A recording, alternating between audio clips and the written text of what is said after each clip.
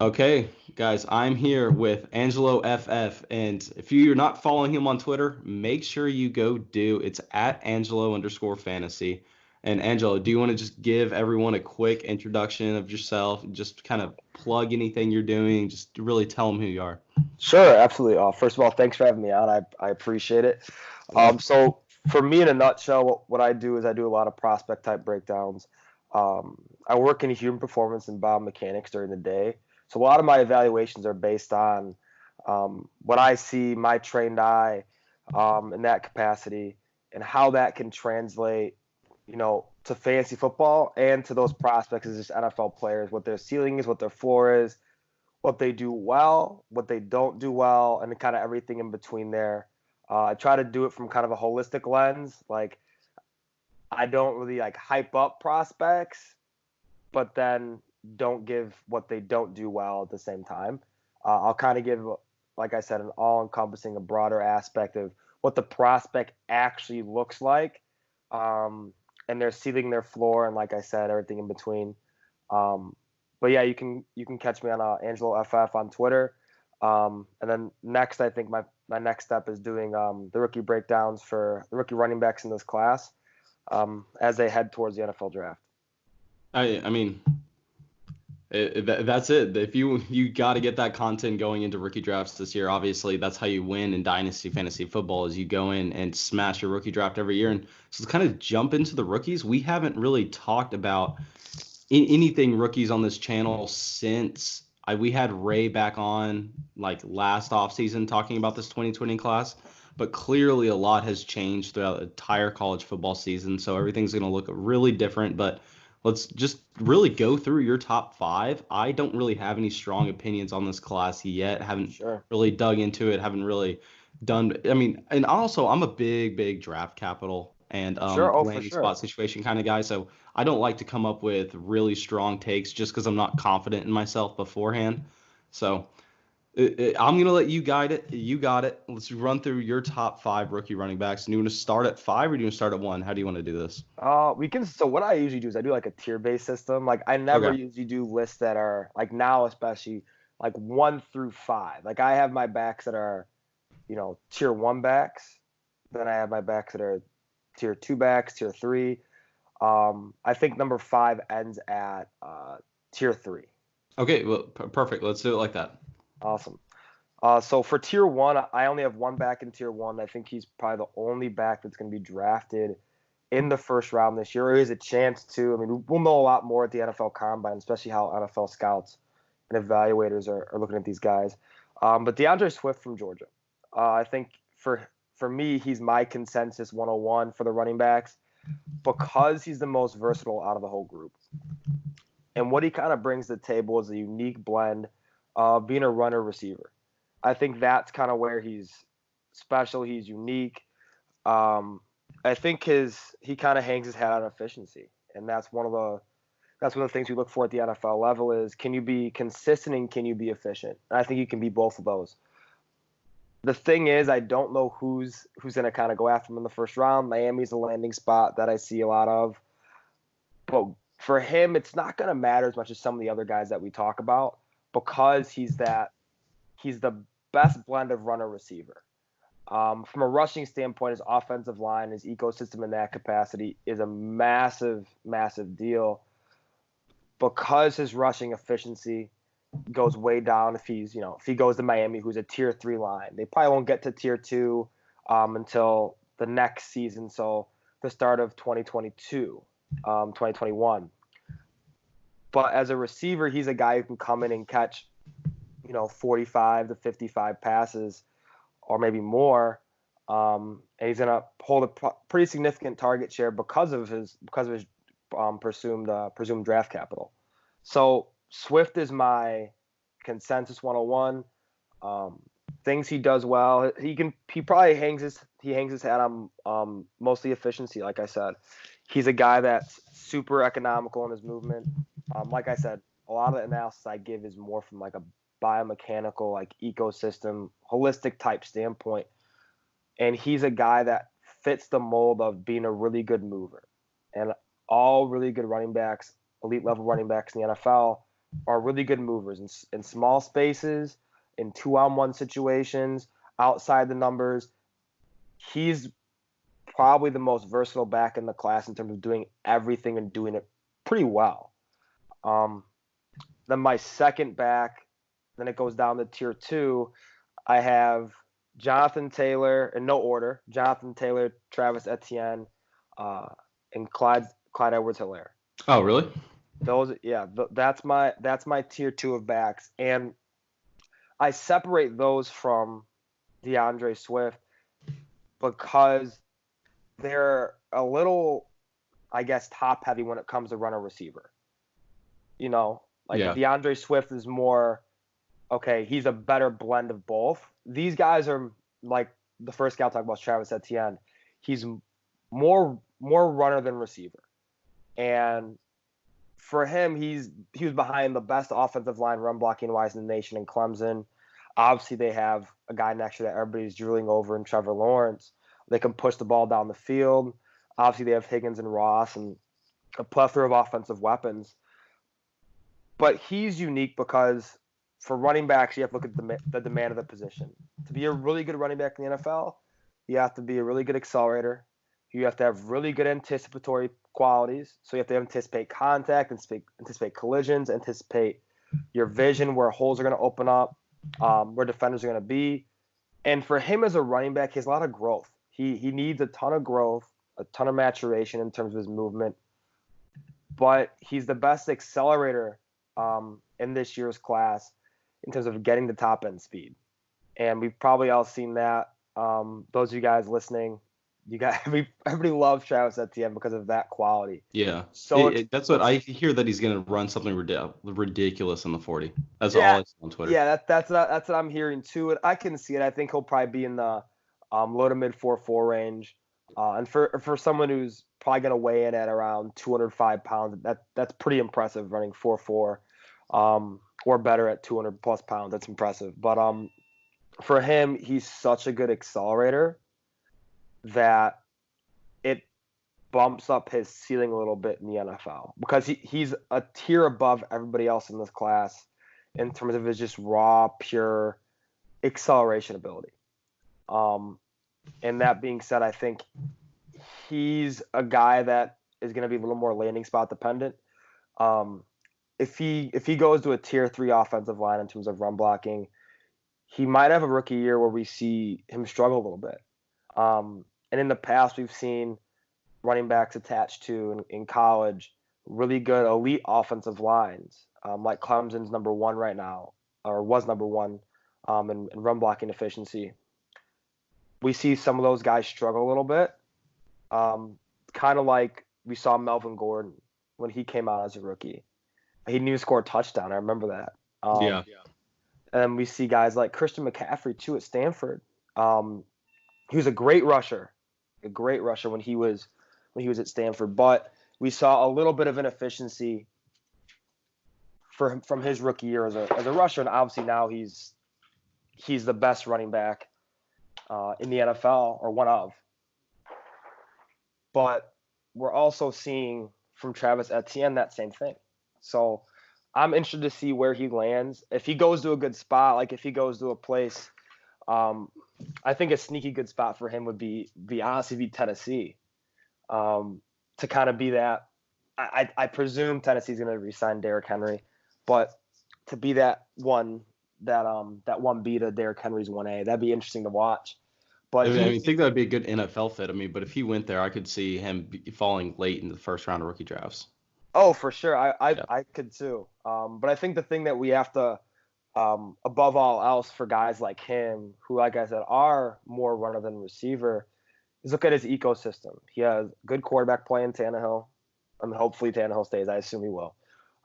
Derrick Henry, same thing. I think he'll be there next year as well. And their offensive line is a tier 1 run blocking unit. And so when you get behind a tier 1 run blocking unit, the difference in yards per carry between that and, let's say, a team like Miami is a lot. It's a big drop off there. But that's why I would like to see him get in one of more of those higher end committees, if that makes sense. Yeah. Or an offense that is just super high profile, high scoring, like Kansas City. That's a big one for people. But he could succeed there as well. Andy Reid's great at scheming guys into space and scheming to their strengths. So I'd like to see that too. The next guy, kind of in my tier 2, is Jonathan Taylor.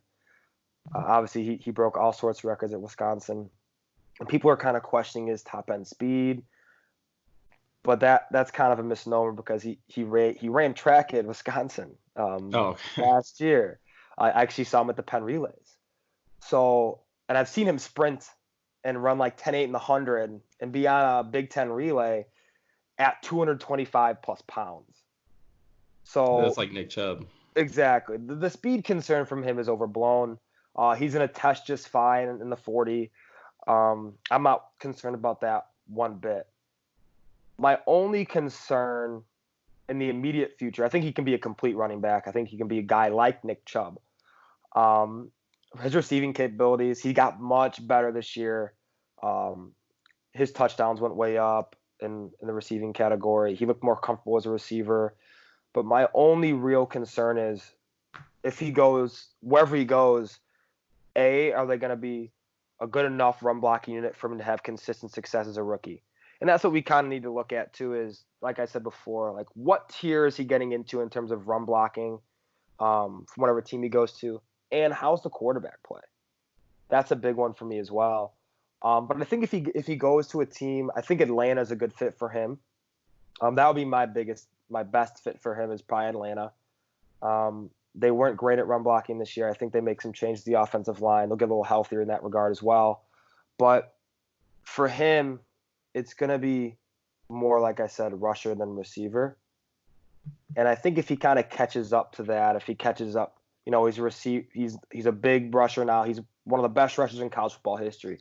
If he catches up with his receiving capabilities, I think he can be something special in the league because he is a pretty complete running back. Stylistically, I'm not saying like ceiling-wise. He reminds me of Ezekiel Elliott, just in how economical and efficient he is. He's good at the nuances, the finer points of being a running back. He's got great anticipatory qualities.